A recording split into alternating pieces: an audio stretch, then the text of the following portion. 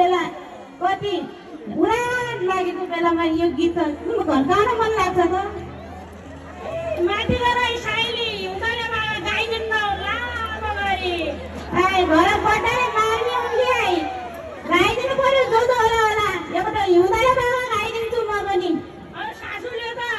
छिट्टै खाना बनाउन आउनु भन्नु भएको थियो अनि ससुराले अलिक ठुलै घाँसो मिठो ल्याउनु भन्नु भएको थियो सुस्ती त अलिअलि गीत आउन राख अर्का बैराग गरेर साइल्यो माथि गराइ साइल्यो गीत उठाऊ हिउँदले भागा उठाउँछ हिउँदले भागा मैले खाली भागा गाले